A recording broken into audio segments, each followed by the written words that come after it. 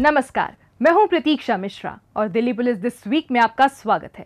आधुनिक सुरक्षा उपकरणों से लैस वाहन, सतर्क व हथियारबंद जवान और अनुशासित संचालन, ये महज कुछ शब्द नहीं बल्कि पहचान है दिल्ली पुलिस की न्यायिक अभिरक्षा वाहिनी की, जो हर दिन सुरक्षा के साथ अदालतों तक अभियुक्तों को पहुंचाती है।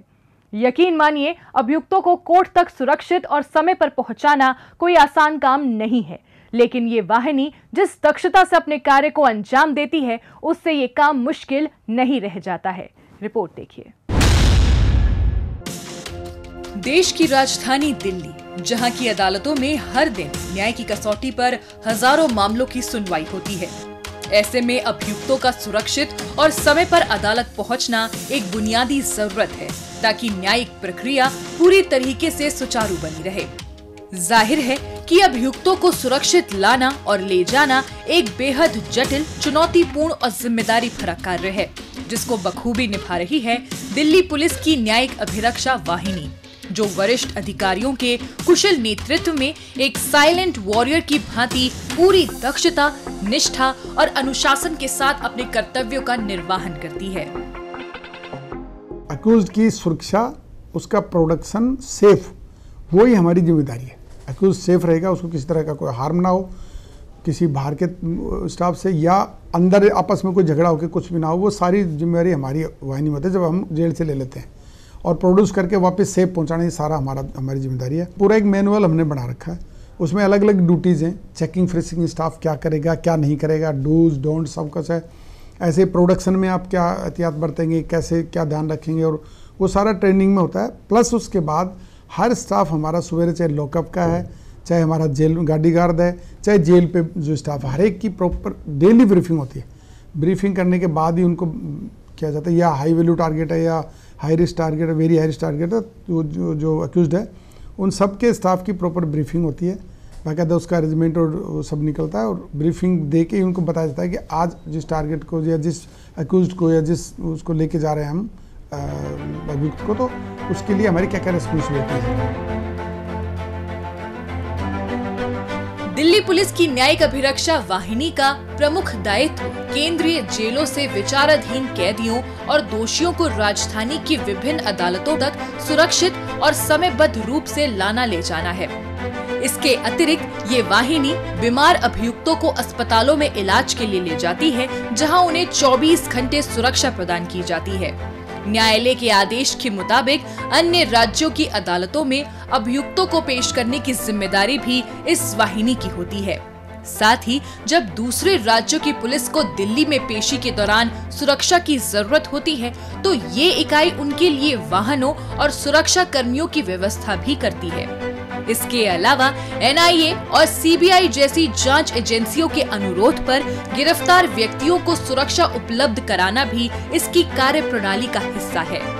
इतना ही नहीं, बाल कल्याण समिति के निर्देश पर गुमशुदा बच्चों को उनके परिजनों को सौंपने और कस्टडी पैरोल या अंतरिम जमानत पर आरोपियों को तय स्थानों पर पहुंचाने का कार्य भी ये वाहिनी कुशलता पूर्वक करती है। डिफरेंट टाइप के कैटेगरीज होते हैं, डिफरेंट ऑर्डर्स होते हैं। जैसे कभी पैरोल पे लेके जाना है, कस्टडी पैरोल में, कभी एजुकेशन उसको एग्जाम दिलाने जाना है, कभी उसको कोर्ट में प्रोड्यूस करने जाना है, कभी दिल्ली में पेश करना, कभी एनसीआर में पेश करना। कई बार तो मतलब इमरजेंसी में, क्योंकि एक दायरा है कि 150-200 किलोमीटर तक हम अपने व्हीकल से लेके जाते हैं, पुलिस गार्ड और प्रोटेक्शन लेके। लेकिन जो ज़्यादा उससे ज़्यादा दूर होता है उसको फिर हम रेलवे वारंट से जाते हैं। पर कई बार कंटीजेंसी होता है इमरजेंसी में, तो कितना भी दूरी का इरेस्पेक्टिव ऑफ डिस्टेंस भी फिर हम उसको रातों रात लेके जाते हैं। न्यायिक अभिरक्षा वाहिनी के बेड़े में शामिल वाहन तमाम सुरक्षा उपकरणों से लैस होते हैं, ताकि अभियुक्तों का परिवहन सुरक्षित, समयबद्ध और बिना किसी जोखिम के हो सके। ये वाहन कड़े सुरक्षा इंतजाम जैसे मजबूत ग्रिल, आंतरिक लॉकिंग सिस्टम, सीसीटीवी कैमरे से लैस होते हैं। साथ ही इनमें प्रशिक्षित व हथियारबंद सुरक्षा कर्मी तैनात रहते हैं। हमारे पास जो वैन्स हैं वो अलग अलग, कुछ छोटी वैन्स हैं, कुछ बस पूरी फुल बस है, कुछ हाफ बस है। दो टाइप की वैन्स हमारे पास हैं। वो एक स्पेसिफिक टाइप से मतलब मॉड्यूल करके बनाई गई हैं, तो उनमें बेसिकली क्या होता है कि जो आम बस होती है उसमें उसकी प्रोटेक्शन इतनी होती है, उसमें कुछ भी आप एक्सेस कर सकते हो, खिड़की खोल के बाहर आवाज़ कर सकते हो, खिड़की से कुछ ले सकते हो, दे सकते हो वो, लेकिन इसमें वो सब चीज़ें उन चीज़ों को प्रोटेक्ट करने के लिए इसको स्पेशल तरीके से बनाया हुआ है। सुरक्षा व्यवस्था को पुख्ता बनाने के लिए कोर्ट परिसर में न्यायिक अभिरक्षा वाहिनी के विशेष लॉकअप स्थापित किए गए हैं, जहां न्यायालय में पेशी से पहले अभियुक्तों को रखा जाता है। इन लॉकअप्स की निगरानी करने के लिए इनमें सीसीटीवी कैमरे, मजबूत दरवाजे और 24 घंटे सुरक्षा कर्मियों की तैनाती रहती है। खास बात यह है कि इन लॉकअप्स में पुरुष और महिला अभियुक्तों के लिए अलग अलग खारजे बनाए गए हैं, ताकि अभियुक्तों को रखने में किसी भी प्रकार की परेशानी ना हो। जेल अथॉरिटी चेक फ्रीज करके देती है, फिर हमारा स्टाफ अलग से चेक फ्रीज करता है। वो जो जेल्स पे जो स्टाफ हमने डिप्लॉय किया हुआ है, वो स्टाफ उसको चेक फ्रीज करता है और गाड़ी को भर देता है। उसके बाद गार्ड उसको लेके लॉकअप पे चले। लॉकअप पे ऑलरेडी स्टाफ होता है, जिसकी भी मतलब 8:30 बजे से अपनी प्रोसेस शुरू होती है। 8:30 बजे उनकी ब्रीफिंग होती है, परेड होती है, मतलब उनका डिसिप्लिन मेंटेन करने के लिए। और फिर वो लोग अपना उनको अक्यूज को लेते हैं, वो फिर चेक फ्रीज करते हैं। जैसे वेरी हाई रिस्क है, उसकी अलग खारजा बना रखा है, हाई वैल्यू टारगेट का अलग खारजा है, हाई रिस्क का अलग खारजा है, तो वो अलग अलग उनके सेपरेशन किया हुआ है, और ऑर्डिनरी अक्यूज का अलग खारजा है। कार्यशैली को ध्यान में रखते हुए न्यायिक अभिरक्षा वाहिनी में तैनात पुलिस कर्मियों को 5 से 7 दिन का उच्च स्तरीय प्रशिक्षण प्रदान किया जाता है, जिससे वो अपने कार्य को पूरी कुशलता और पेशेवर तरीके से अंजाम दे सके। कुल मिलाकर ये वाहिनी न केवल न्यायिक प्रक्रिया को मजबूत करती है, बल्कि कानून का शासन स्थापित करने में भी अपना योगदान दे रही है, जो दिल्ली पुलिस की बहुत बड़ी उपलब्धि है। बीते सप्ताह दिल्ली पुलिस की पीआरओ यूनिट द्वारा लोगों को जागरूक करने के लिए विशेष अभियान चलाया गया। आइए देखते हैं उसकी एक झलक।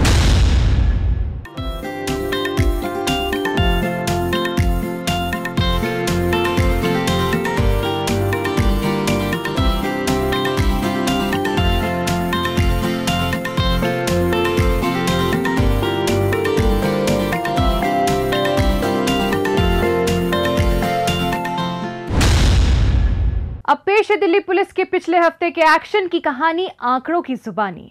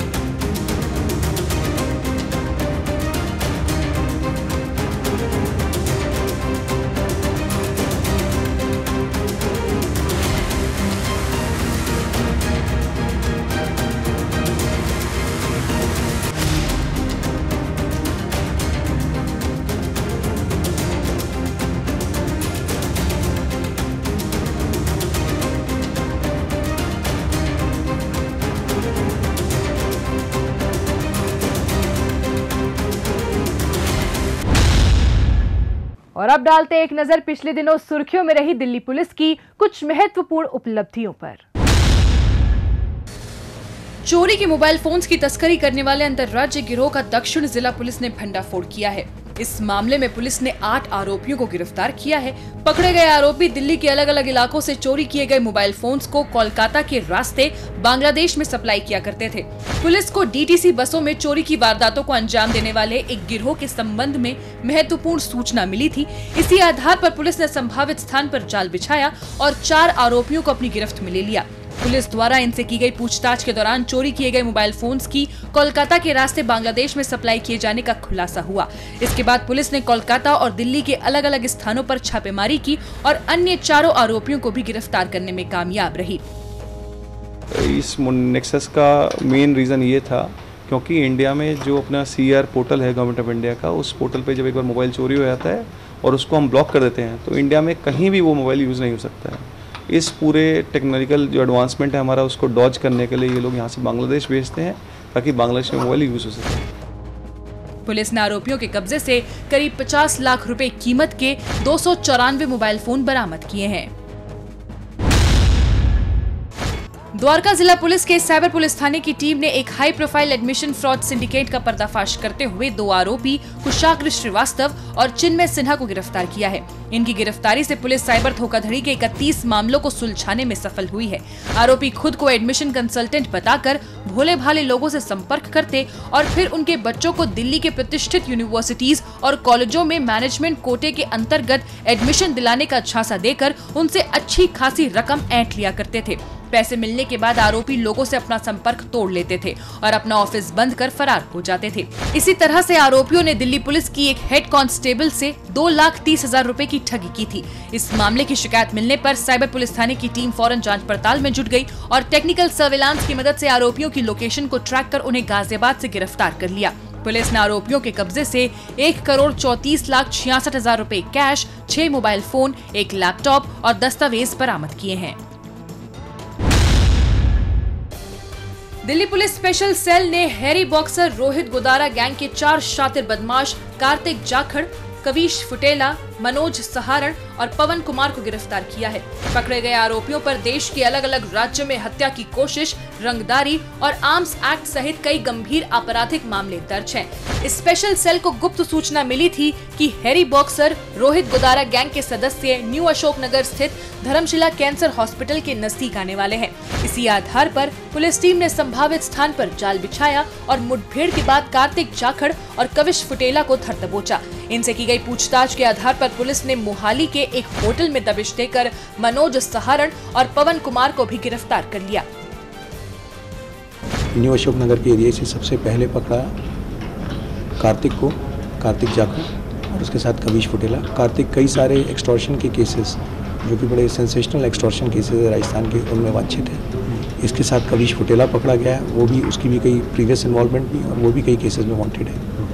इनकी इंट्रोगेशन से पता चला कि इनकी टीम का एक हिस्सा मोहाली बैठा हुआ है और मोहाली में किसी बिजनेसमैन को टारगेट कर रहे हैं। तो वो टीम इमीडिएटली रश करके भेजी गई चंडीगढ़ मोहाली में और उन्होंने वहाँ जाके 2 लोगों को, मनोज सहारण और उसके साथ एक पवन, उनको अरेस्ट किया। उनके पास से भी वेपन्स मिले हैं, कार्ट्रिजेस मिले हैं। पुलिस ने आरोपियों के कब्जे से 2 पिस्टल, 7 जिंदा कारतूस और एक मोटरसाइकिल भी बरामद कर ली है। उत्तर पूर्वी जिला पुलिस ने इंदिरा विहार इलाके में मोहम्मद निजाम नाम के शख्स की हत्या की कोशिश करने वाले 2 आरोपी फैजान और सैकुल को गिरफ्तार किया है। दोनों आरोपियों की पीड़ित निजाम से पुरानी दुश्मनी थी, जिसके चलते एक दिन आरोपियों ने उसे इंदिरा विहार इलाके में घेर लिया। वह जान लेने के मकसद से उस पर कई राउंड फायरिंग कर दी और मौके से फरार हो गए। उस मामले की शिकायत मिलने पर गोकुलपुरी थाने की पुलिस टीम ने तहकीकात करते हुए आरोपी फैजान को इलाके में गश्त के दौरान धर दबोचा, जबकि जौहरीपुर इलाके में हुई मुठभेड़ के बाद आरोपी सैकुल भी पुलिस के हत्थे चढ़ गया। पुलिस ने आरोपियों के कब्जे से 2 पिस्टल, 1 जिंदा कारतूस और एक मोटरसाइकिल भी बरामद कर ली है।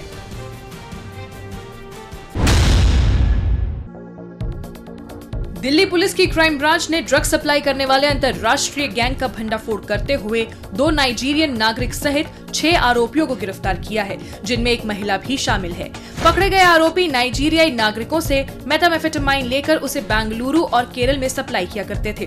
क्राइम ब्रांच को मुखबिर से सूचना मिली थी सुहेल नाम का एक शख्स वसंत कुंज इलाके में स्थित एक गेस्ट हाउस में ठहरा हुआ है।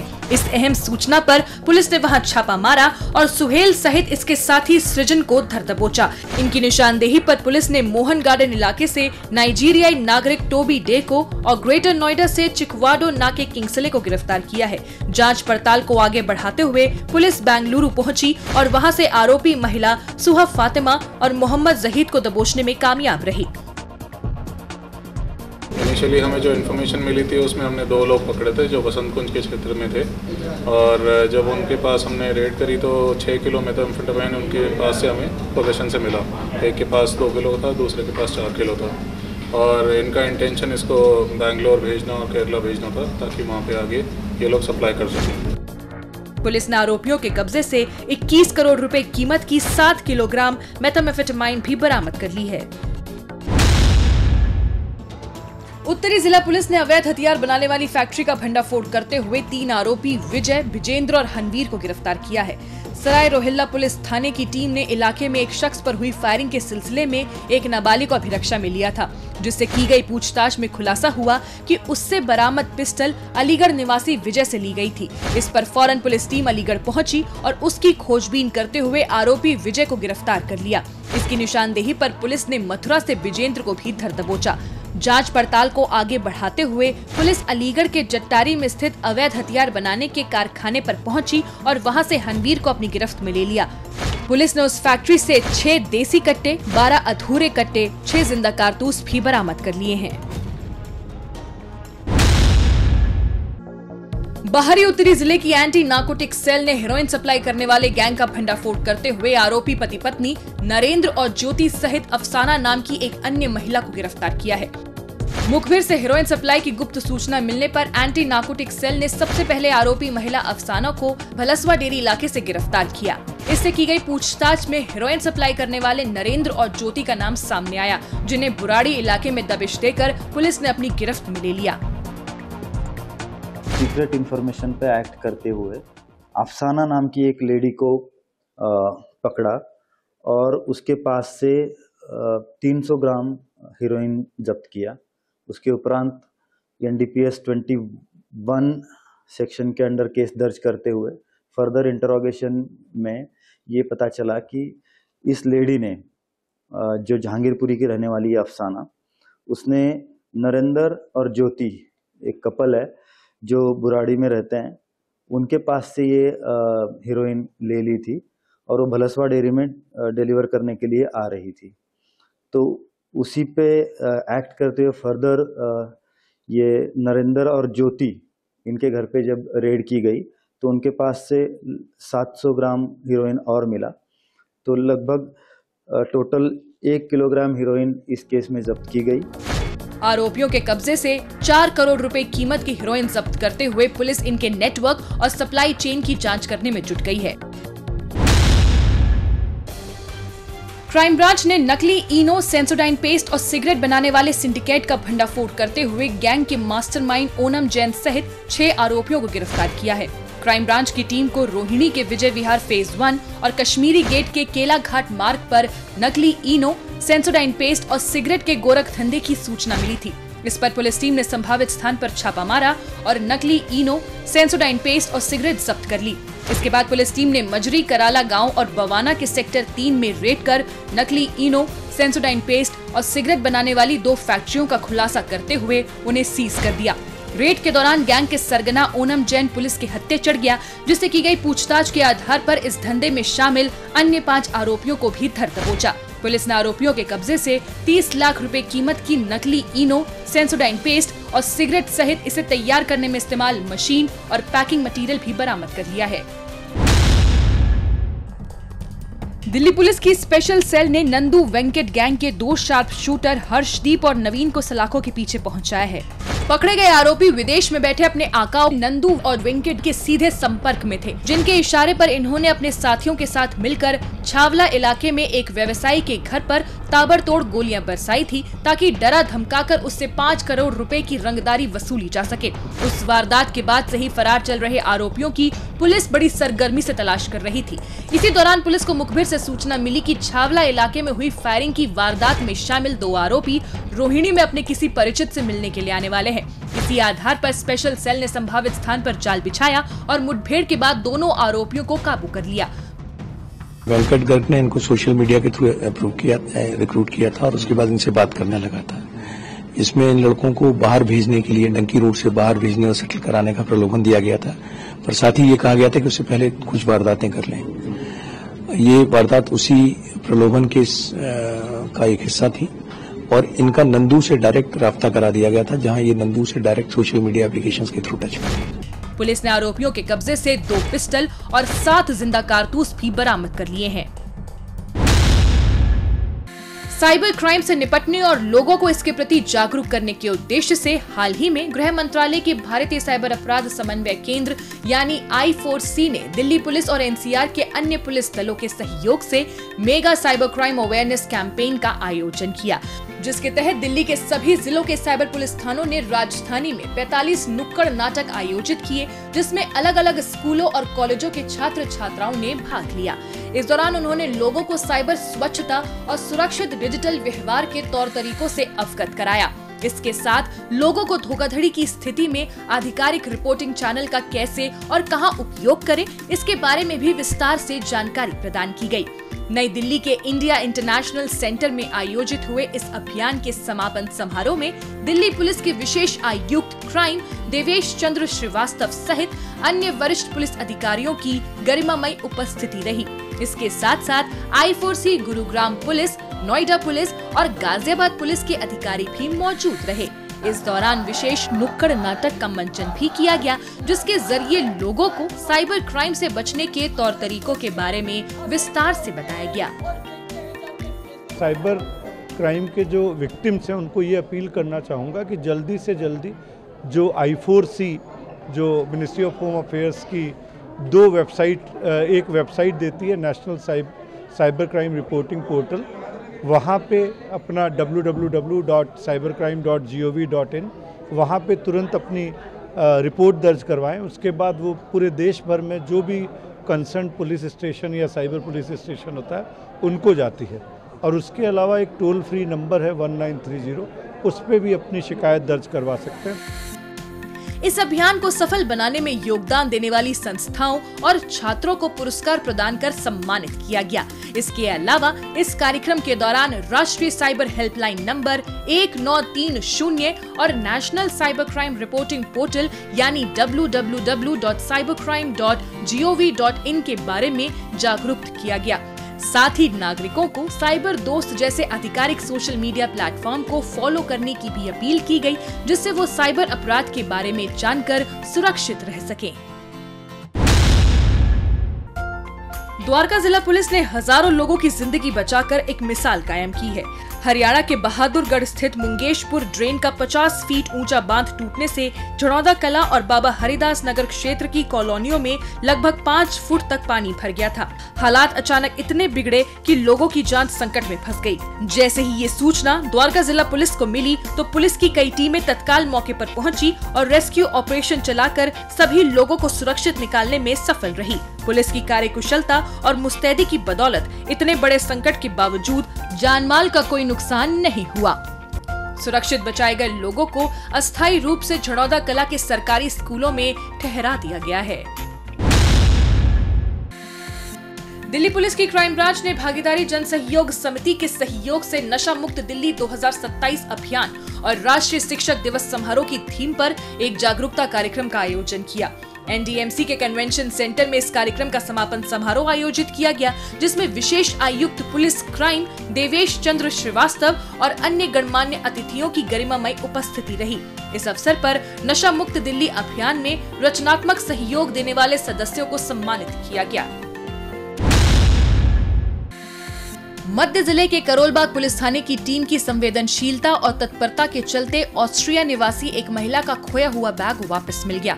करोलबाग पुलिस थाने में एक विदेशी महिला ने कॉल कर जानकारी दी कि जब वो साउथ एक्सटेंशन से करोलबाग आ रही थी तो उनका एक बैग ऑटो रिक्शा में छूट गया, जिसमें 1000 यूरो, 700 दिनार व उनका अन्य जरूरी सामान रखा हुआ था। इस मामले की सूचना मिलते ही पुलिस CCTV कैमरे और टेक्निकल सर्विलांस की मदद से ऑटो रिक्शा को ट्रैक करने में कामयाब रही। इसके बाद पुलिस ने ऑटो ड्राइवर से संपर्क किया और नकदी व सामान के साथ बैग को बरामद कर सुरक्षित रूप से महिला को सौंप दिया। मैं बहुत शुक्रगुजार हूँ करोलबाग पुलिस चौकी का, क्योंकि आज सुबह मैं साउथ एक्सटेंशन से करोलबाग आ रही थी तो मेरे दिमाग से मेरा एक बैग गाड़ी के अंदर रह गया, जिसके अंदर पे मेरा काफ़ी कीमती सामान था। हमारे जो करोलबाग के पुलिस का अधिकारी है उन्होंने हमें सपोर्ट किया। उन्होंने CCTV कैमरा को देख ऑटो का नंबर लिया और उस नंबर के द्वारा उन्होंने ड्राइवर जी से कांटेक्ट किया और ऑटो वाला ने सारे सामान लाके हमें वापस किया। पीड़ित महिला ने इस त्वरित कार्रवाई के लिए दिल्ली पुलिस का आभार व्यक्त किया है। बाहरी उत्तरी जिला पुलिस ने शाहबाद डेरी इलाके से हुए 5 वर्षीय बच्चे के अपहरण के मामले को महज 24 घंटे में सुलझाया है। शाहबाद पुलिस स्टेशन में एक शख्स ने अपने बच्चे के अपहरण का मामला दर्ज कराया था, जिसके बाद पुलिस सघन कार्रवाई में जुट गई ताकि बच्चे को सकुशल बरामद किया जा सके, जिसके अंतर्गत गुप्तचरों को सक्रिय करने के साथ साथ पुलिस द्वारा 500 सीसीटीवी कैमरों की पड़ताल की गई। इसी का नतीजा रहा कि पुलिस को बच्चे के हरियाणा के कैथल में होने की जानकारी प्राप्त हुई। इस पर फौरन पुलिस टीम कैथल पहुंची और बच्चे को बरामद कर दिल्ली ले आई। इसके बाद पुलिस ने बच्चे को उसके परिवार वालों को सौंप दिया है। दिल्ली पुलिस दिस वीक में आज बस इतना ही। अगले हफ्ते दिल्ली पुलिस की कुछ और ताजा तरीन खबरों के साथ हम फिर होंगे हाजिर। लेकिन आपको हमारा कार्यक्रम कैसा लगा, कमेंट बॉक्स में अपनी राय लिखकर हमें जरूर बताएं। नमस्कार।